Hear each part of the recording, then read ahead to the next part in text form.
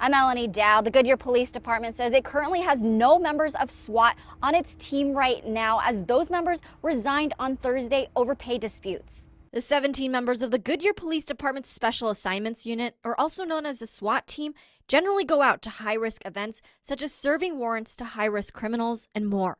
They had 22 missions this year until they put in a resignation letter for their SWAT-specific duties.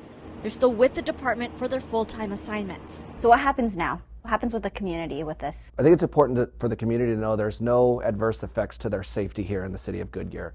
All of the members that are on the team are assigned here as a part-time duty and have various full-time duties throughout the police department. The details over the pay dispute and how long this conversation has been going on remains unclear, as the city spokesperson couldn't provide more information. Our initial response to the crisis are still the same. We still have plenty of officers out there to keep our community safe. Lon Bartel, a law enforcement training consultant, says it's beneficial for cities to have their own SWAT teams, as opposed to some partnering with other cities to use theirs when needed. The challenge that you run into is if you don't have your own team and you have to borrow somebody else, you have to understand that they're going to handle that event the way they see fit. And it may not necessarily coincide with what your leadership wants or what the values of your community wants. What happens if you guys don't have any members to come back? Well, I would hate to speculate.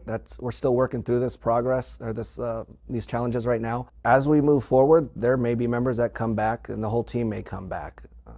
We're still early in this and we're still trying to work through those details. ABC 15 tried reaching out to the Goodyear Police Union but did not hear back. As of now, Goodyear will use its partnerships with other cities as leaders have more discussions with those involved. In Goodyear, Melanie Dow, ABC 15, Arizona.